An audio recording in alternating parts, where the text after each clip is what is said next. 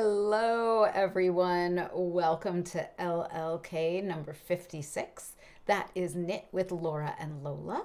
I am Laura Nelkin. I'm a knitwear designer. I live in upstate New York in the Finger Lakes region, and I am joined by my alter ego, Lola. Lola's really fun. She's a little spicy. I'm sure you'll see her tonight. I see many of you already chatting in the comments, and I know we were a few minutes late tonight, and part of that is because the comments were so funny that I kind of chimed in and started chatting with you all, and then I got distracted, and Max had to put another plant behind me, and you know how it goes. So I'm kind of laughing because the comments got highly amusing right before we got going. I adore that you all see my humor and meet me there. It's very fun if you are watching live. If you would like to leave a comment in the chat saying where you are viewing from. And if you are watching this later, welcome. You can leave a comment down below and say where you are from. One thing for you all to know who are watching live, I will be talking about a lot tonight, and I would say within the hour of the live being over, I will update the show notes be underneath the video to have links to everything that I talked about. So be patient because they're not going to be there now, and I try my darndest to not read the comments too much because I think that that's very distracting for people who watch later. I will keep an eye on them just to make sure y'all can hear me and there aren't any technical glitches. But if you have a question, if you could save your question till towards the end of the live, I will ask if there's any questions and then try to answer those before I say good night. I feel like I am already talking quickly because I'd love to keep this live to an hour. Last time we went to almost an hour and 20 minutes, and that's a long time for me to be yakking to you. So I'm going to try to keep this to an hour. I've got a list there. It's been over a month since we have chatted last. I love to tell you what has come off my needles since we've chatted last. I'd love to tell you what is on my needles. I've got trips to tell you about. I've got some very exciting Knit for Food news for the 2024 Knit-a-thon. What else do I have to tell you? Another thing that I have to tell you is I am going to be explaining a bit how I've been shifting how I knit in the last month because I ended up with a little hole in my index finger and it's been bugging me. So I've been just kind of trying to come up with some small things that adjust how I knit so I don't end up with that little owie on my fingey. So we'll go over that together. And then I have been sewing a lot. I did a bunch of sewing over the holiday break, and I've been watching things and reading things and all of that jazz, and we'll get to that towards the end. So that's kind of setting an expectation for what we'll be chatting about tonight. And I do love to start, I think we're going to start with a little nature to set things off. I know some of you in the chatter before the live started, one of you mentioned that Goldie looked very cold in that snowy field. Goldie is wearing Bandola, which I am wearing, which was the January Lolas Choice pattern and kit. And we took those pictures, actually, I would say end of November, beginning of December, when we had gotten a little bit of snow. And the first thing Max said when he saw those photos was, Goldie looks cold. She looks like a chilly girl out there. And she was, but the sunlight was on her so beautifully. And it was just a great way to get shots for the postcards and kind of have those ready to go. So the last time that we had a live, I believe I showed you this photo of Taganic. And this is what Taganic looked like pretty much after all the leaves had fallen, but before the cold had kind of settled in. And then as we got into December, we had a bizarrely wet and rainy December. And I think that this was like December 30th or December 29th. We had gotten a ton of rain, and my girl had just left to go back to Baltimore, and I was a little sad, so I took myself for a hike, and it was just misty and amazing at Taganic. For those of you who don't know, Taganic is the highest waterfall the east of the Mississippi. It is in my hometown of Trumansburg, New York. And I'll give you a link to it below after this is over if you want to read about Taganic a little bit. On that same hike, the woods were just wet. It was almost like spring out. There were mushrooms and moss, and everything felt like that really alive green right before everything was about to wake up. And I was almost like screaming, "Stay asleep," because the snow finally came last week, and I got to go cross-country skiing last weekend, which was magical. I went to 2 different trails that are absolutely my favorite and had some great skis. And then today I dragged myself out of the house. It was very cold, but I knew if I didn't get fresh air before I do this, I'd be a hot mess. So I went to Taganic and I walked in towards the base. And this is what it looks like when it's been very, very cold. And I'll get some more photos for you as the winter goes on. If it stays this cold, it ends up getting like coated in ice, which is absolutely my favorite thing. So that was a little nature Taganic love for you. I think it's fun for me to share home with you, especially right now. I'm not traveling. I haven't traveled since I was in Florida for Thanksgiving. I am very happy to be home and really settled in for the winter. I had thought I would do a bunch of house projects, but instead I'm sewing and knitting and just kind of hanging out and breathing and making plans with friends and going to book groups, hopefully, and enjoying myself. So yay home. Love it here. Let's talk about my knitting. Things that are off my... Oh, the first thing I want to talk to you about my knitting is, see if I can get to it, the first quarter knit-along, which is happening in my Ravelry group. I believe this is like I forget what year it is, maybe the 10th or the 11th year of the first quarter knit-along. Maybe not. Someone's going to correct me on that one and go look in Ravelry.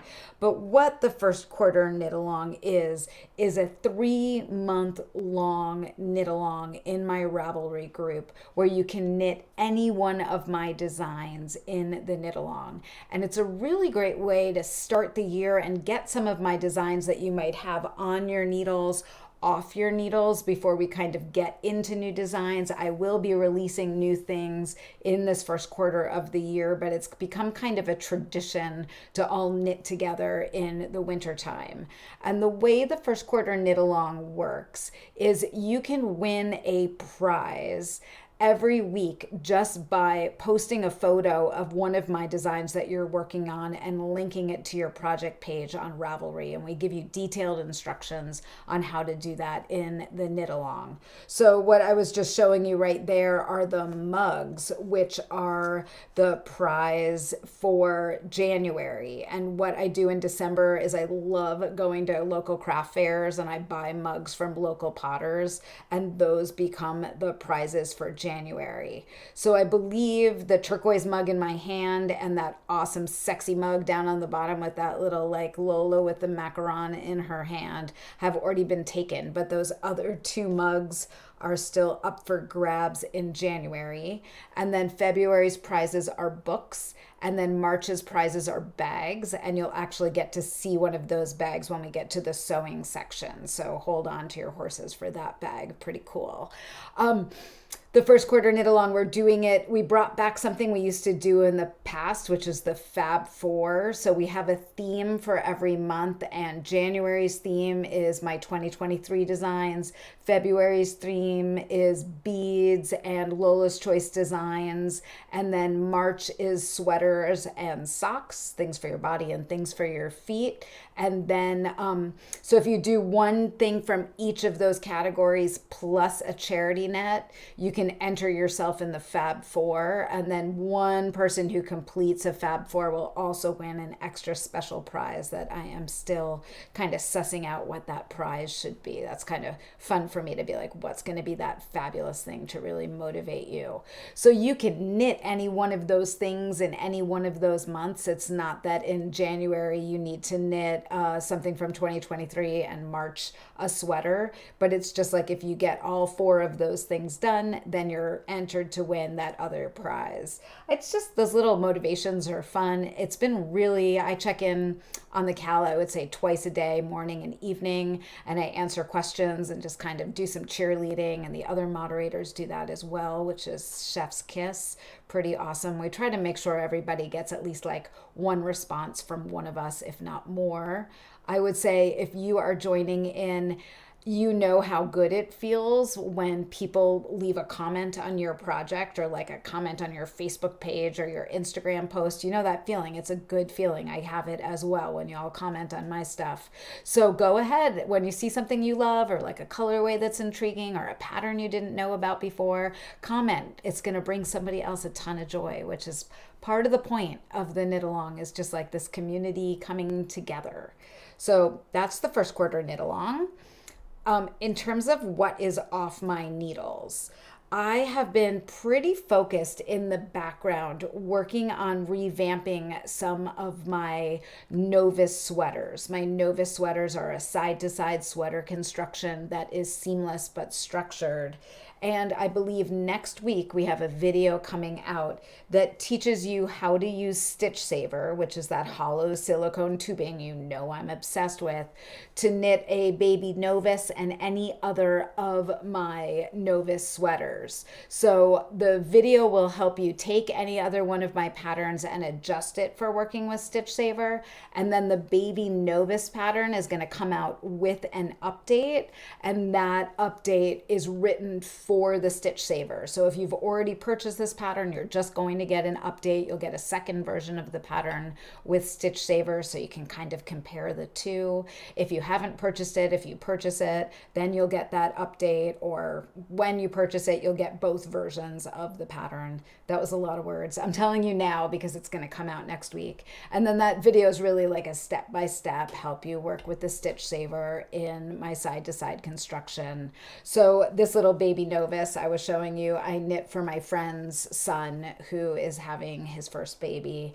And it was just kind of like the synergy of, I really want to knit another baby novice. Maybe I can figure out how to do it with the Stitch Saver, figure out how to write it up kind of smoothly, and then pass that information on to you. So that is off my needles. The other thing that is off my model knitters, which I feel like is my needles, which is like my needles adjacent, I guess, is a Novice DK weight jacket. And that is almost done being graded. I ended up adding a size. I decided to write it with a short length and a long length. So I've got some kind of like UI in terms of how to make the pattern easy to read and have stitch counts for two different lengths. And that is almost off to the tech editor for its second round. And then that will come out probably February-ish. We do need to get photos of the sweater, but it is an awesome sweater. I've been already wearing it around the house and trying not to wear it too much because it looks very good. It's just like a cozy house sweater slash go out jacket, and not as heavy as the original Novice jacket. So that is also off my needles. Oh, I forgot I had photos. I'm talking too fast. I had photos for you of baby Novice, and here is an example of it with the Stitch Saver, which I think I showed you in the last live. The other thing that is off my needles are two versions of Bandola, which I am also wearing. And Bandola was the Lola's Choice design and kit for January of 2024.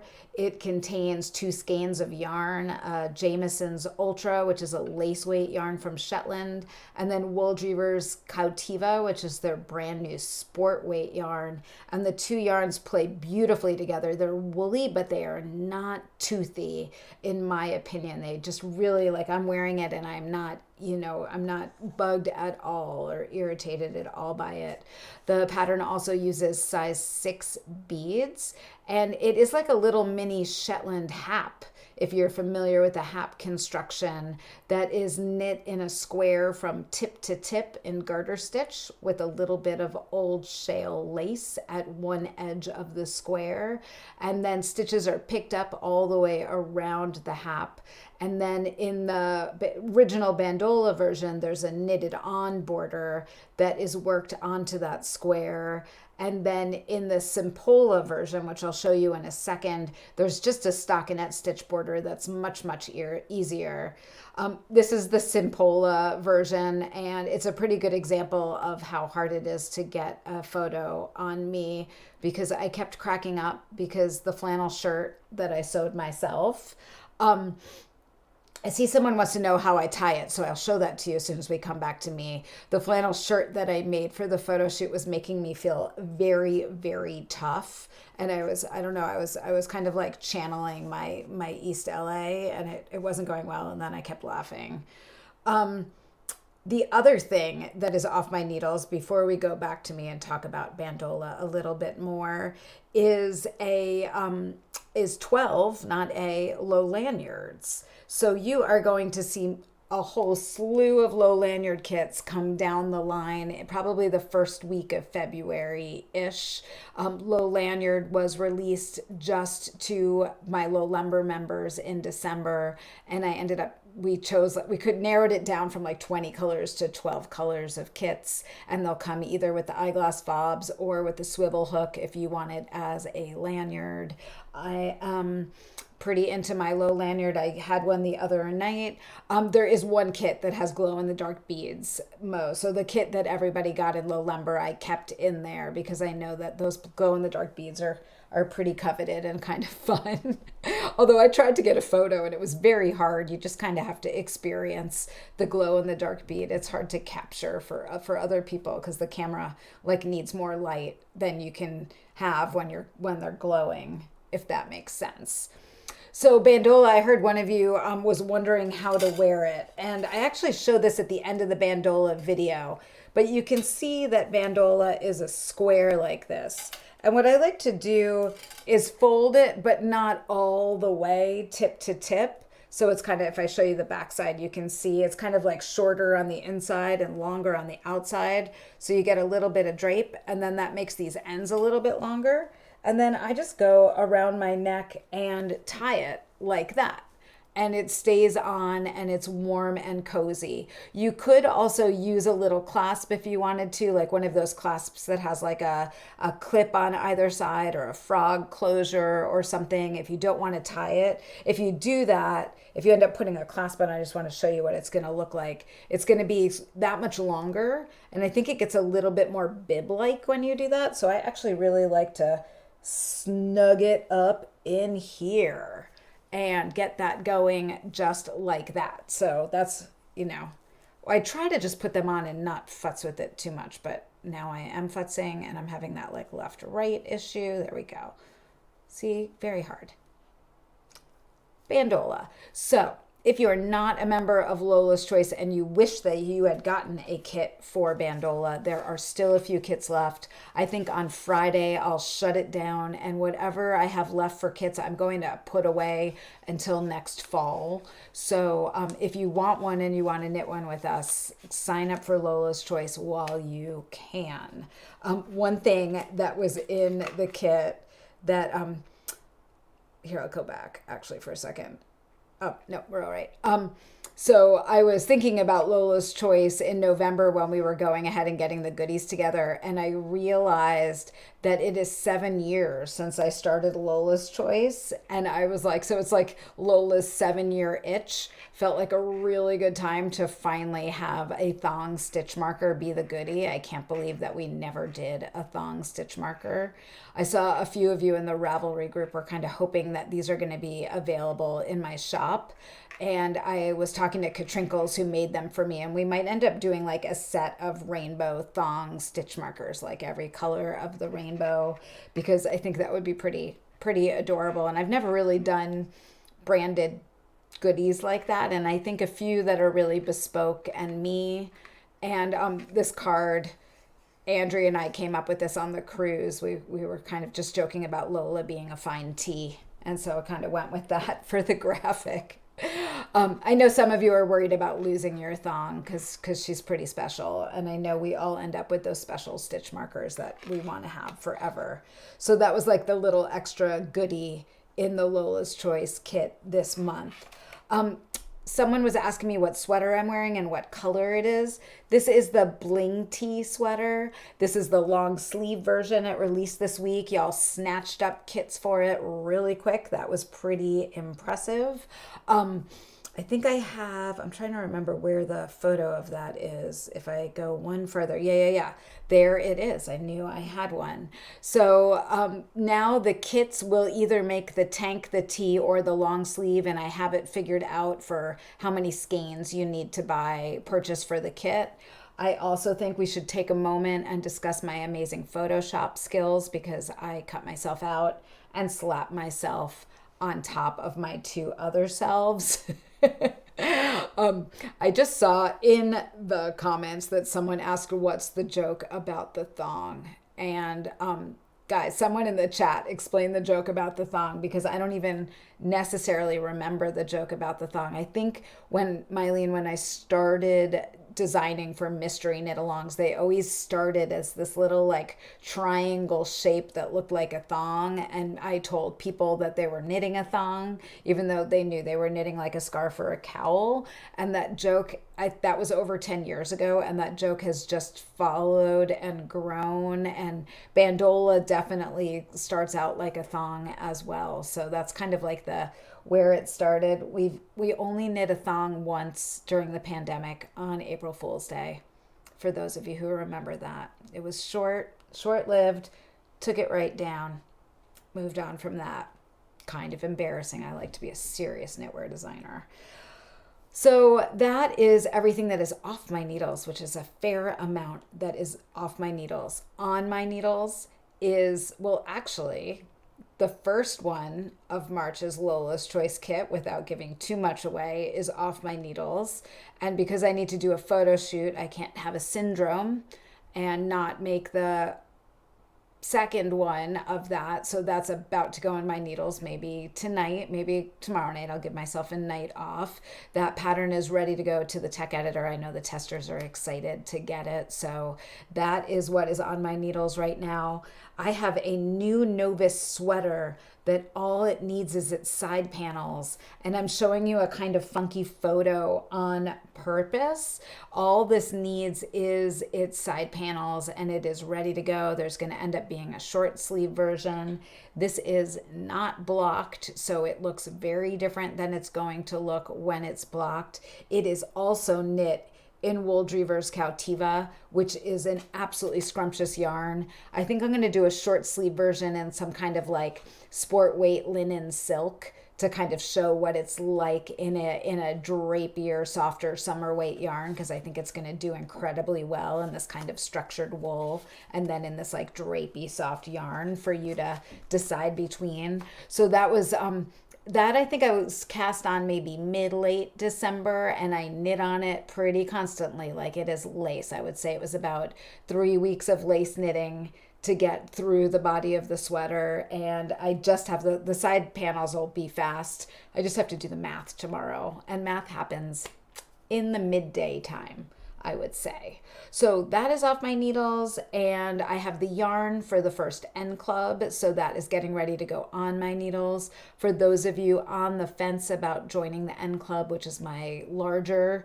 kit club, that club is only going to be on sale, I believe, till January 31st, maybe sooner if it sells out, and then it won't be available for purchase after that. So you're never going to see the designs for the N Club before you decide if you want to be in it, but that window is about to close.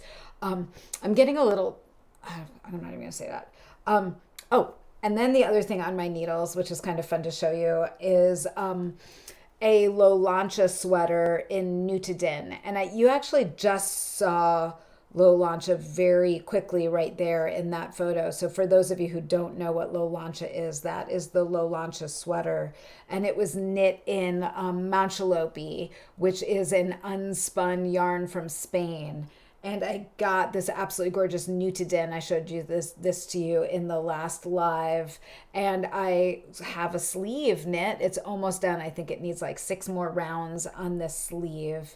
And I just want to show it to you in the overhead camera because as I'm knitting it up, it is so beautiful. This color is absolutely gorgeous. It's maybe like a little bit more saturated under the camera than it is in real life.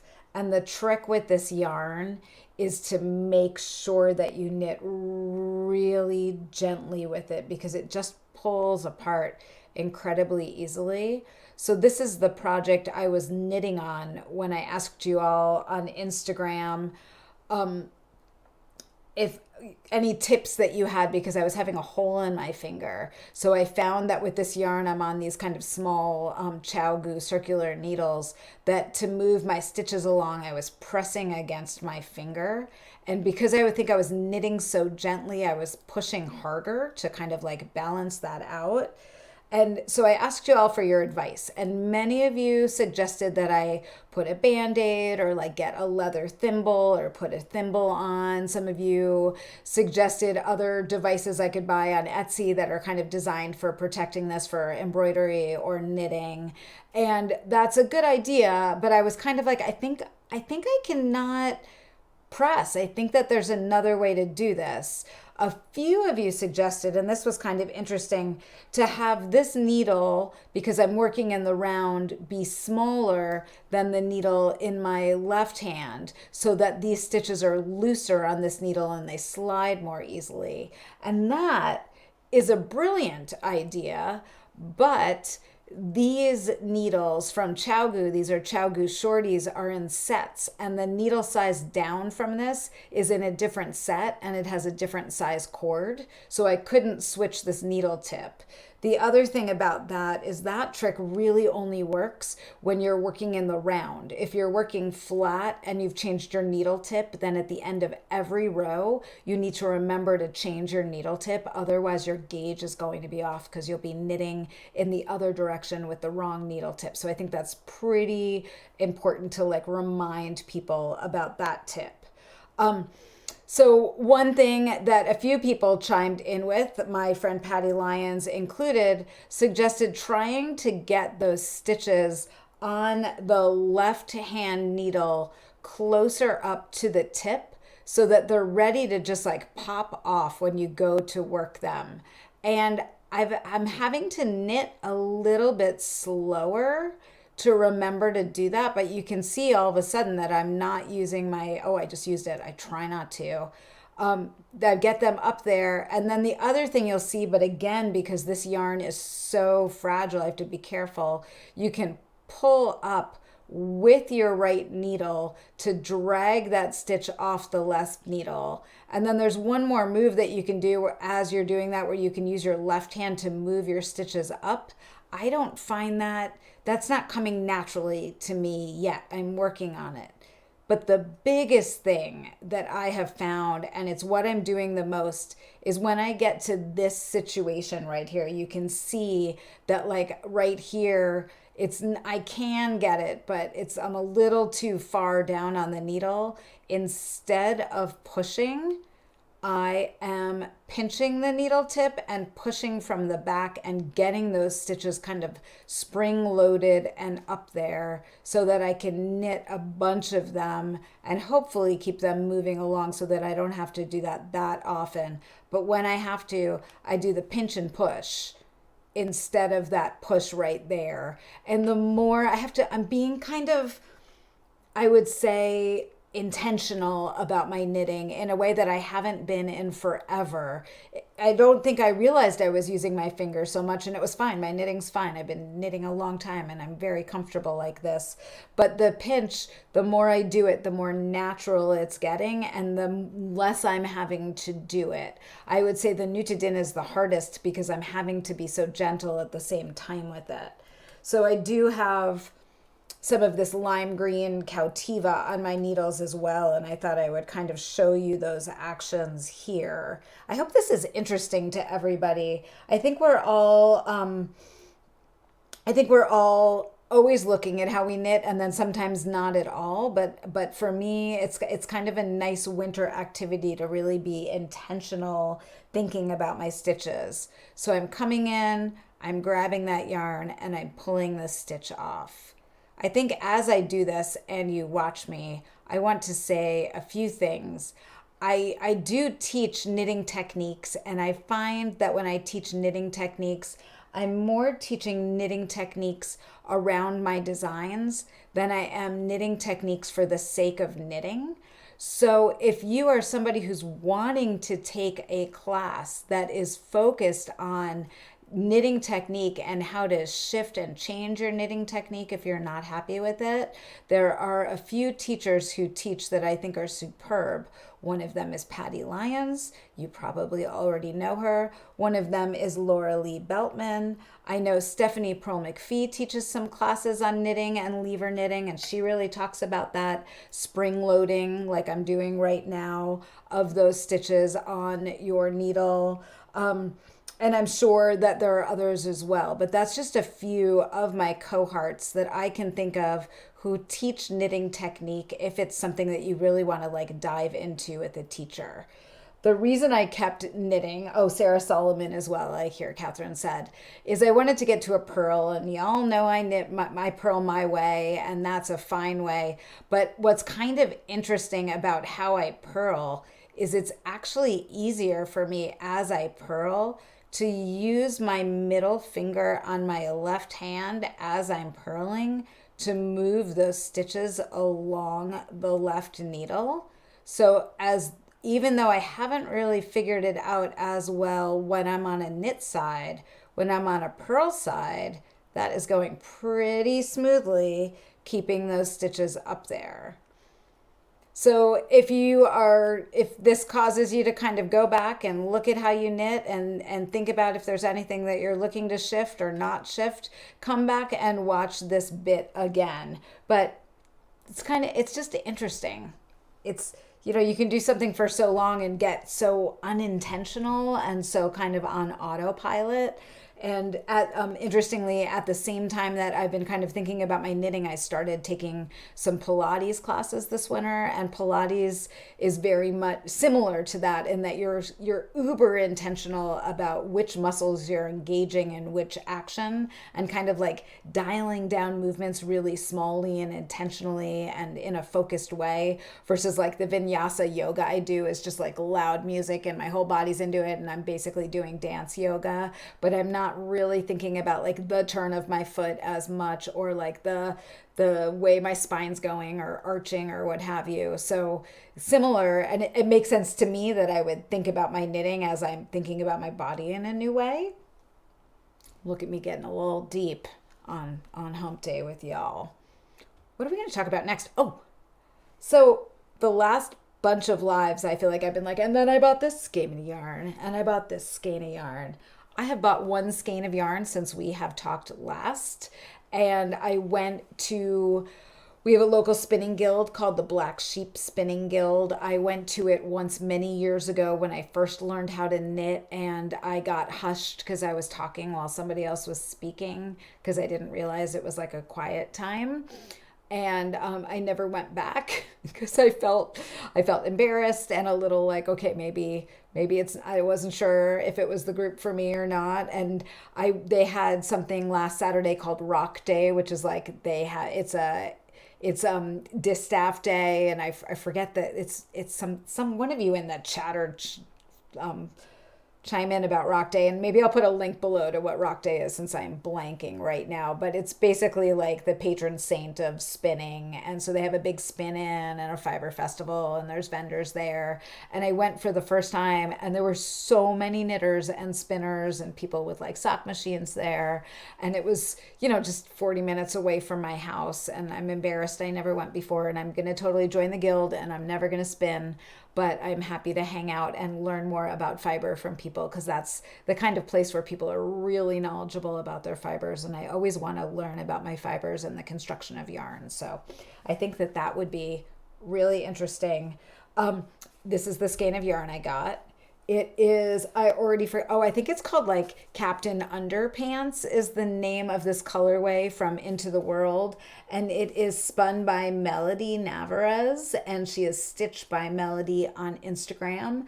And it is a 70% merino wool, 15% yak down, and 15% silk. And I want to show it to you under the camera because I think as soon as you see these colors, you will get why I bought this one skein of yarn.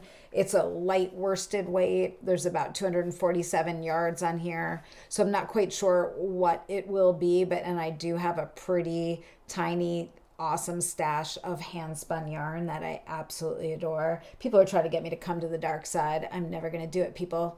I literally do not need any more yarn in my life. I think this is what I came to on Saturday. It's pretty deep. I think that I will spend less money if every so often I buy an $85 skein of hand spun yarn. Sorry, not 85. I think this was 75. Right? Versus like all the things I would end up collecting to spin and all the fleece I would buy. I got to draw the line. I like to sew, which you're going to see in a few minutes. But oh my gosh, it's so pretty. It could be like 800 million gorgeous things. And I have ideas.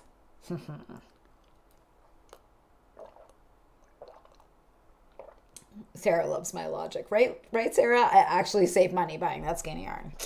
Just saying. Okay.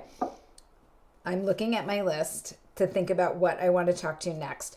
I think I want to talk about travel, and then I want to talk about Knit for Food, and then I want to talk about travel. So, who here knows what Knit for Food is? Knit for Food is a 12-hour knitting marathon that raises funny. Start all those words again. Knit for Food is a 12-hour knitting marathon that raises funds for hunger and food insecurity. The money that we raise gets split between 4 organizations: Feeding America, World Central Kitchen, Team No Kid Hungry, and Meals on Wheels. This is our 4th annual Knit-a-thon. This year's Knit-a-thon is going to be on Saturday, March 23rd, 2024. Last year's Knit-a-thon was on a Sunday. The year before was on a Saturday. The year before was on a Sunday. We just like to alternate days. So this year is a Saturday. And I am so looking forward to this year.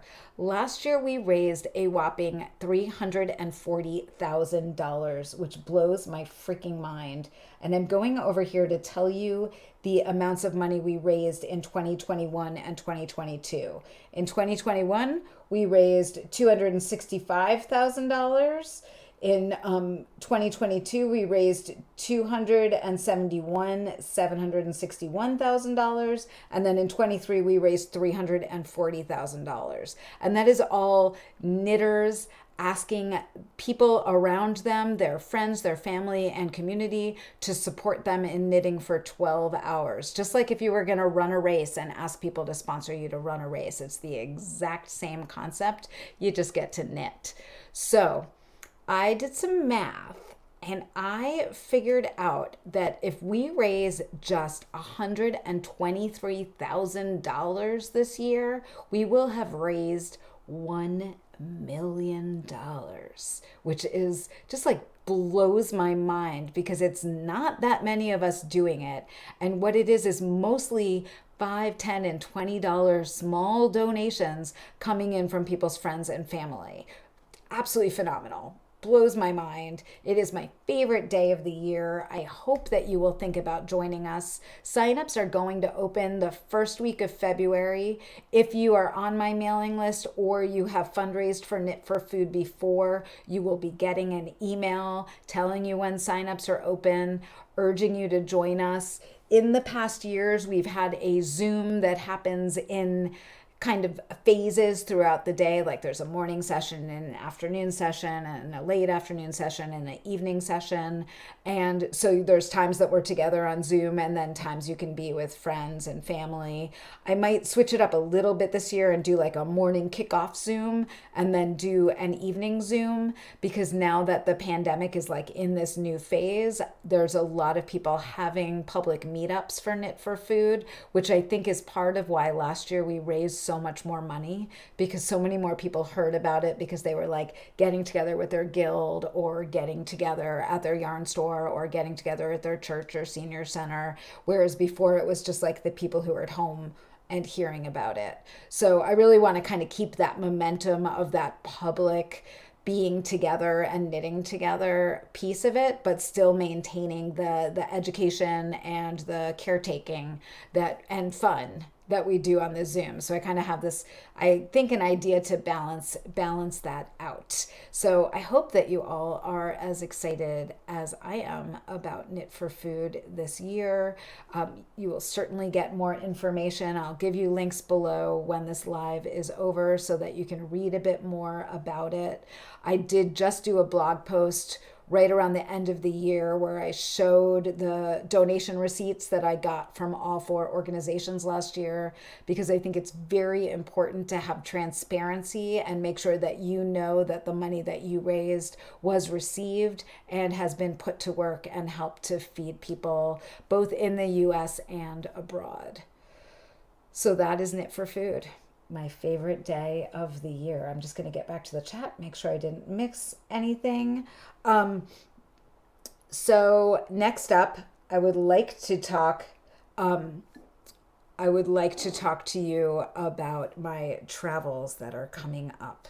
Okay, we're back to the main camera. So I kind of decided, since I've been home for a little while, I did kind of my scheduling planning for the year. And I know I talked about this a bit in the last live, that I really intentionally have figured out my next year and a half. So I have 3 trips coming up in the next year and a half or a year-ish, and I hope that you can join me on one of them. The first of those trips was launched today, and it is a cruise around Cape Horn in South America. It goes from Buenos Aires, Argentina, around Cape Horn, and then up to Santiago, Chile.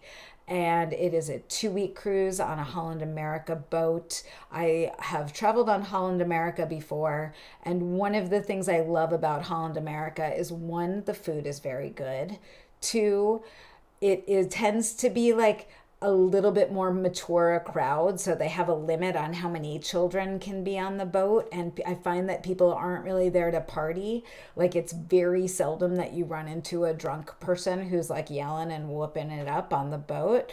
Every so often you'll see somebody's husband stumbling home a little late from one of the bars, but like just the energy on the Holland America cruises, they have a mandate towards education, and I find that the resources that they have to learn about where you're going, and then the tours that they have, are really interesting. We're going to have 2 private fiber tours, one in Buenos Aires and one when, I gave myself a sheet so I would like really be on top of it, and one when we're in Montevideo, Uruguay. I'm hoping that we can go to Manos del Uruguay on that trip. I'm kind of back and forth figuring out the schedule. We'll be going to the Falkland Islands, which I have always wanted to go to the Falkland Islands.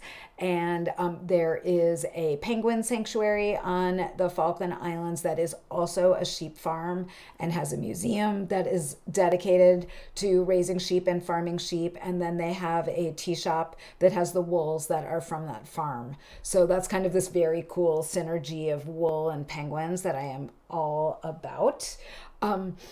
And signups for that are open. I would say we're about 70% full on that trip. We'll see where we're at when I get off. But if that sounds interesting to you, if you go to the blog that I posted today, there is a link for more information. And you are welcome to bring friends and family with you. You can bring non-knitters with you. Non-knitters can do tours or not do tours. So there's lots of options to kind of, if you have somebody in your family who would like to go on a cruise like that, like my dad's kind of angling to come with me. That would be really fun to bring them along with us. My other 2 trips that are happening is a retreat to the Aran Islands, and that is happening in September of 2024. And then the other trip that I have going on is a tour in Spain that ends at Barcelona Knits. The Aran Islands tour, I just got the final contract. We're in like the final figuring out just 1 or 2 things, and that should be up in the next week or 2.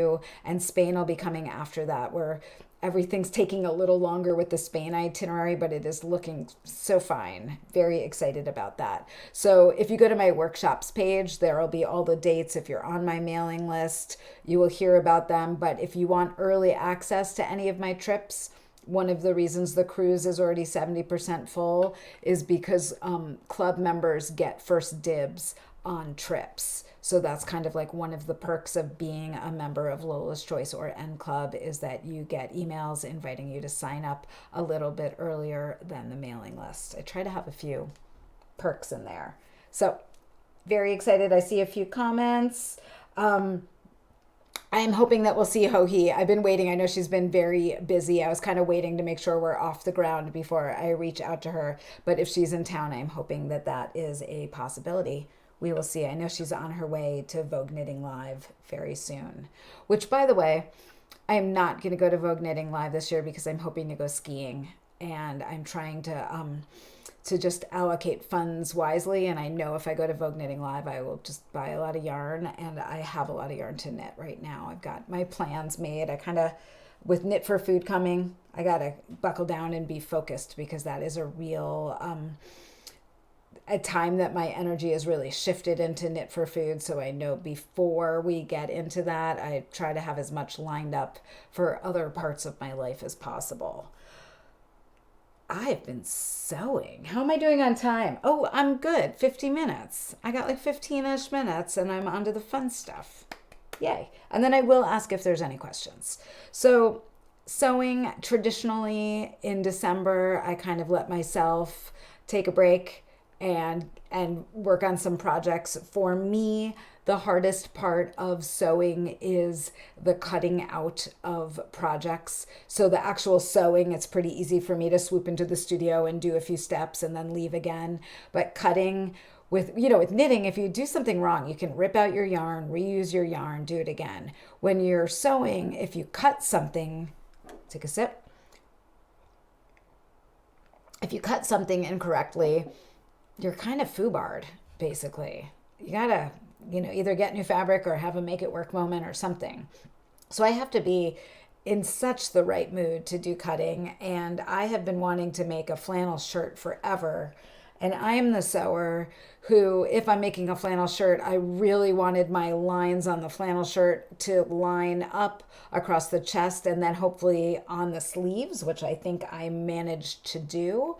And then I did a bunch of research about cutting flannel and like which pieces could be cut on the bias to cut up any wonkiness to the cutting, to kind of like break it up. So you can see that button band is cut on the bias and the pocket is cut on the bias, and then the yoke, which you can't see the back of the sweater of the shirt right now, is also cut on the bias.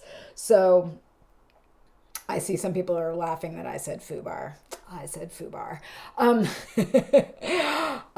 So with that flannel shirt, this is pretty funny. So I got to the point where the shirt was together, and what I loved about this pattern actually is the first thing you did was do the fronts and the button bands, and the second thing, like the second or third step in the pattern, was to make your buttonholes, which I thought was so smart, because every other time I've made buttonholes, I've finished a piece and then done the buttonholes, and you're so nervous that you're just going to mess everything up. And this way, if you messed up your buttonholes, it's not like you have to take apart the whole shirt to fix that panel, right? I thought that was very smart.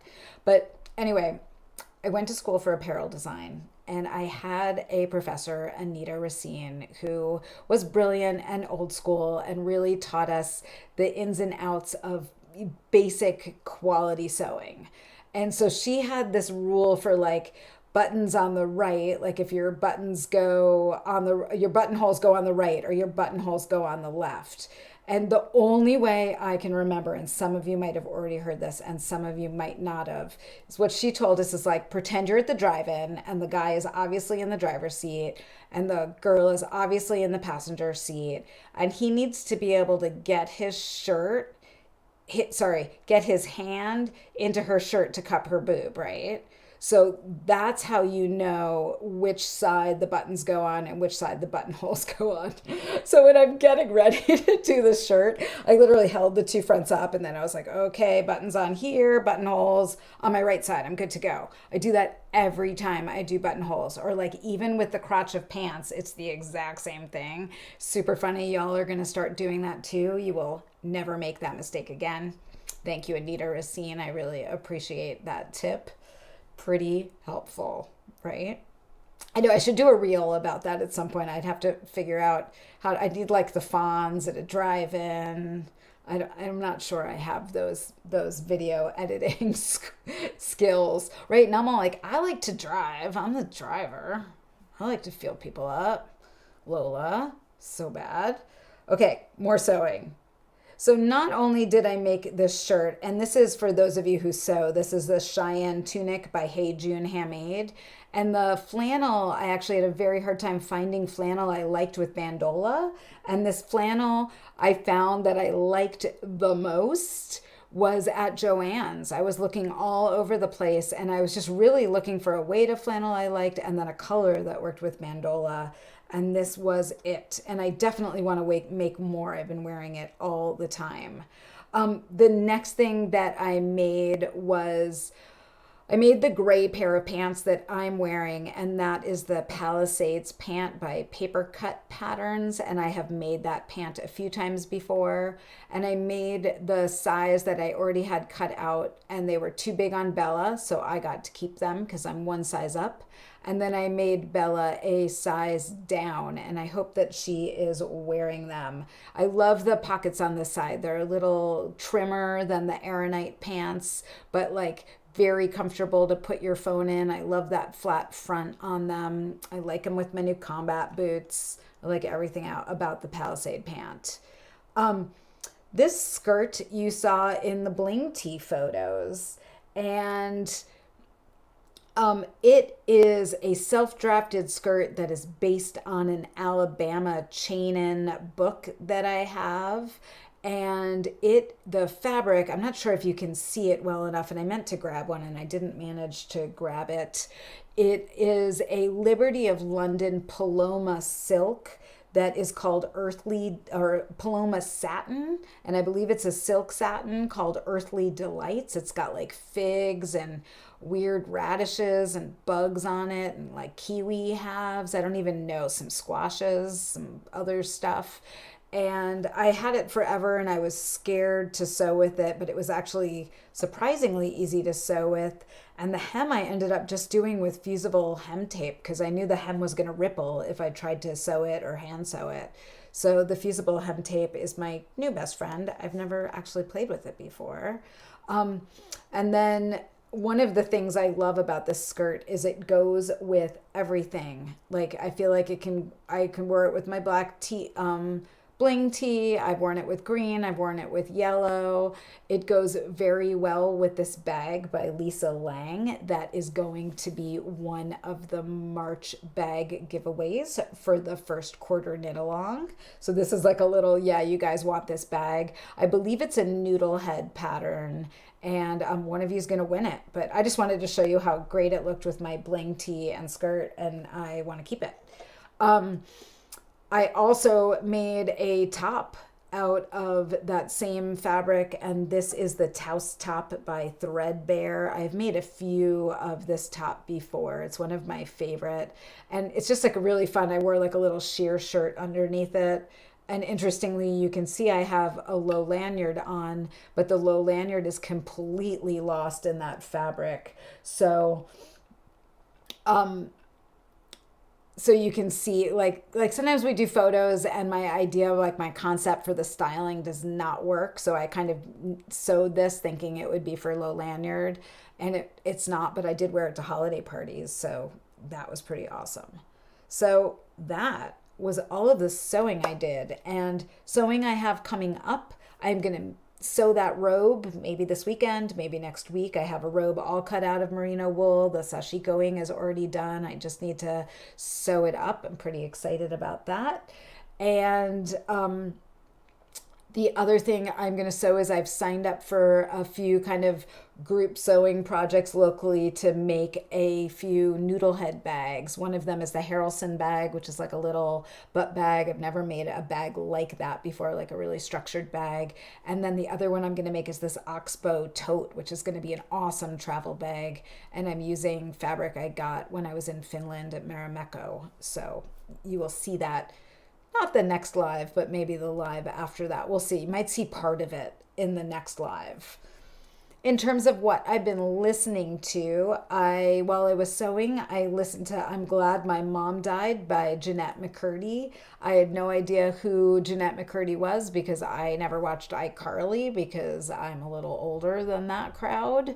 But I really enjoyed listening to that book. So if you haven't listened to it, it's an interesting listen and kept me entertained while I was sewing for many hours.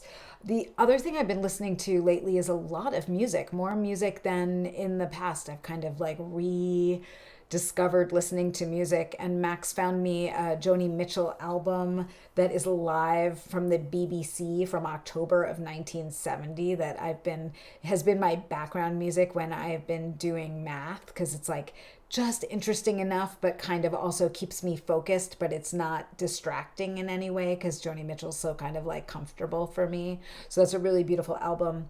And then the other person I've been listening to a ton is Noah Kahan. If you haven't heard of Noah Kahan, we're going to ruin him for all the teenagers because all the moms are going to start listening to him and then he's not going to be cool anymore, like happened to Ed Sheeran. I'm just saying. That's me telling truths right there.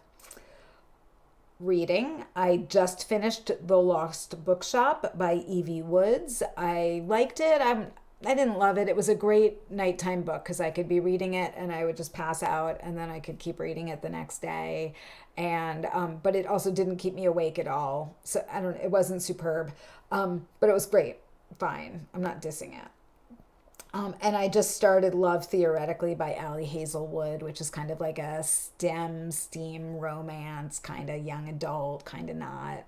I just need something fluffy for bedtime. And then I have been watching Up a Storm, as I think we all are in the wintertime when it is cold out, if you live somewhere cold and you're not going out after 6 at night. So like really hunker down in January in a really beautiful way. I watched American Symphony. I believe that was on Netflix, and it was gorgeous and heartbreaking. And I highly suggest watching that if you haven't watched American Symphony. I also watched Maestro. I think that was on Netflix as well. Really enjoyed Maestro. Kind of the story of a husband-wife family scenario and then a composer. And I also watched some Dr. Death. I had listened to that podcast, but I watched those and it definitely made me never want to go to the doctor again. That's my take on Dr. Death. And then I watched The Holdovers. I can't forget if that was on like Peacock or Hulu. And that is about a teacher and some students and a cook who stay over holiday break at a boarding school, like an elite boarding school in Connecticut-ish or Massachusetts. And it's heavy, but it's very well done. There's a lot of real moments in it. I just watch it. I think you'll enjoy it. I think it's real. And I think it's nice to balance our fluff with real. And that leads me to the fluff that my friend Emily turned me on to, and I will never forgive her. And it is 90 Day Fiancé. I'm only allowed like one at the very end of the day. They're addictive. It's just light and fluffy reality TV. Don't watch it. There's no Below Deck right now, so it's what I'm stuck with when I need that fix. And someone told me I should watch Shrinking, which is on my list to watch. And then I also realized that it's time for me to catch up to Shetland. I think that season 8 of Shetland is up on Amazon, and I was like waiting for enough of them to come up that I could do like the like 2 months of whatever box somebody Birchbox, I can't even remember, to watch Shetland. So I think that is coming down the line for me. Veronique says she recommends Naya with Jodie Foster. I watched Naya, and I also recommend Naya. It's been a good watch in a few weeks around here. Definitely enjoying kind of catching up on shows and knitting at night and Naiad. Right, got that. So finally, cooking wise, not a ton of cooking. I kind of, you know me, I do the like big soup, big stew, feeds us for days, and our oven is still broken. It has become a point of kind of how tough we are that we're not going to get a new oven. I'm getting really good with my toaster oven. Max cut down some old baking sheets I have that fit in it absolutely perfectly. So now I can bake 4 bagels at a time, and I have perfected my sourdough bagel recipe. It's from Clever Carrot, and I've been making kind of everything bagels and za'atar bagels, and those ones on the left I think are cinnamon cardamom bagels with cardamom that I had left over from Lolember. So, and I love a good kind of chewy real New York bagel, not like the big puffy floofy kind. I like them like a little dense and like where you can't talk because you're chewing your bagel. And this recipe is making them like spot on, so good. So, enjoying my bagel making. This is a great time for you all to ask me any questions. If I missed any questions, I could scroll through and see if oh, it's BritBox, thank you. I'm just scrolling through to see if I see any questions, but feel free to plop some in there. Yeah, a few of you really focused in on FUBAR. That's great. Oh, you're doing so good not asking questions while I'm chatting and just chatting away. I hope you're getting some knitting done too.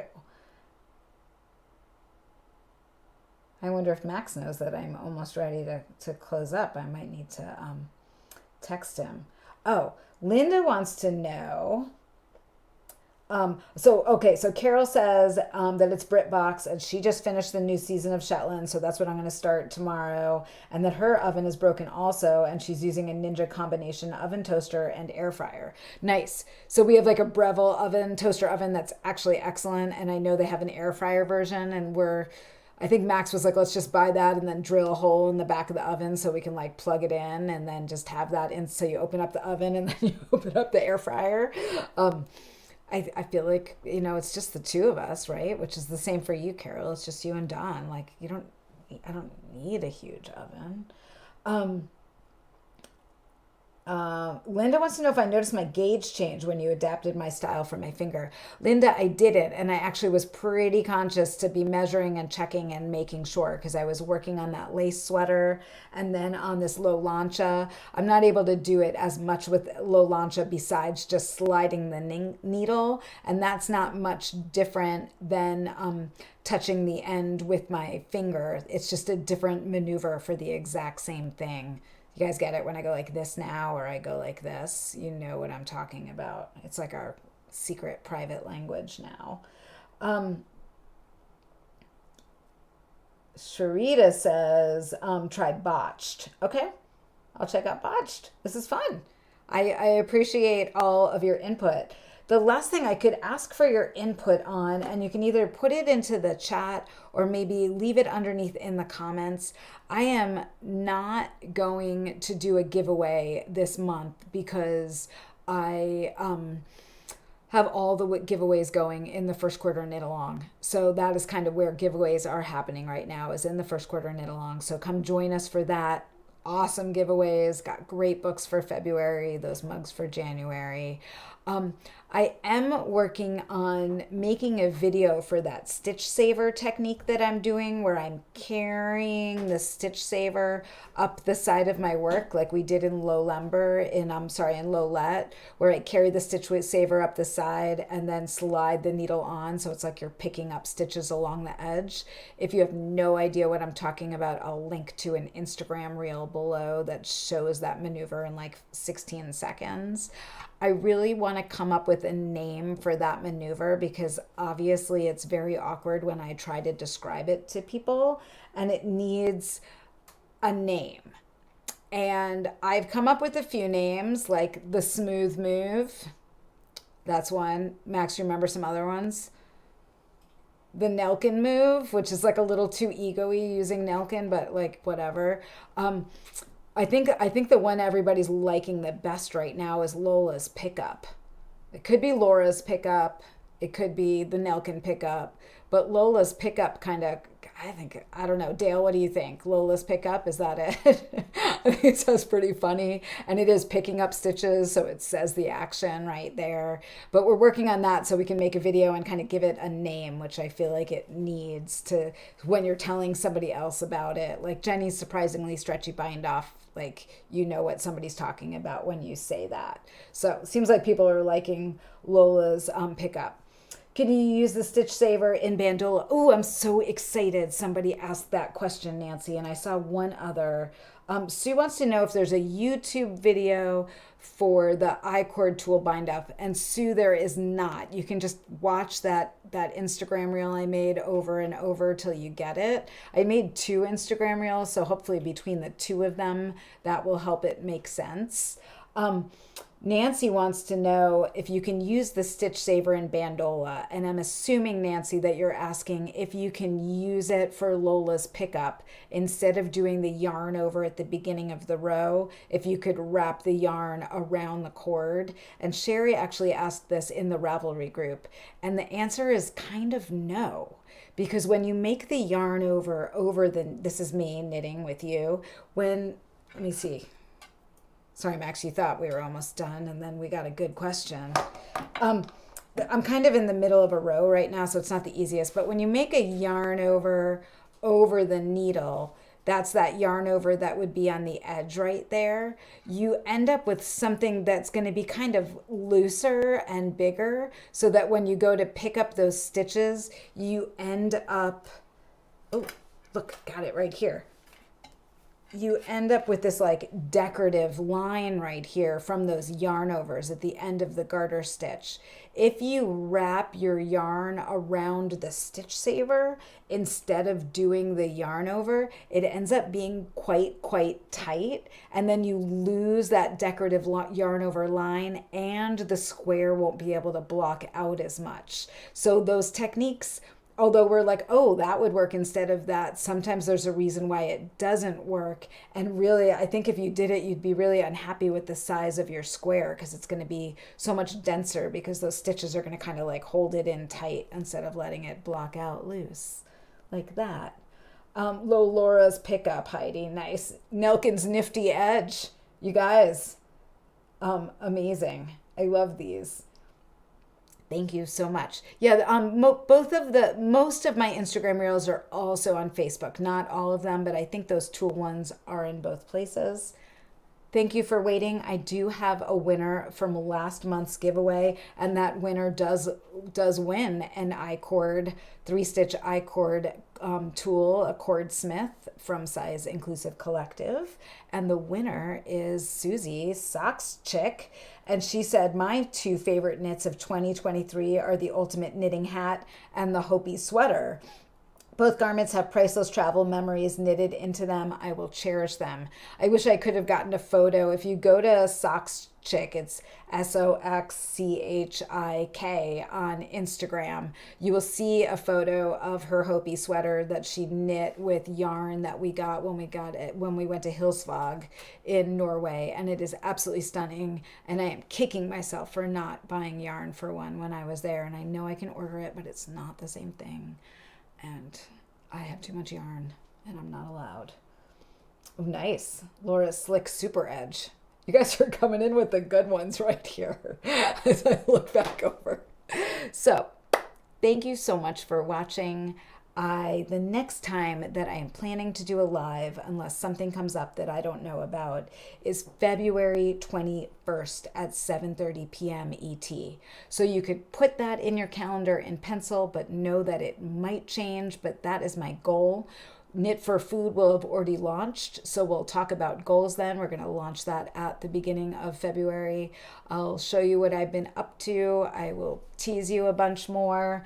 I'll have a name for my super slick pickup, Lola's pickup, and y'all are awesome. Thank you so much for watching and supporting me and making stuff together. I really appreciate you. Happy knitting.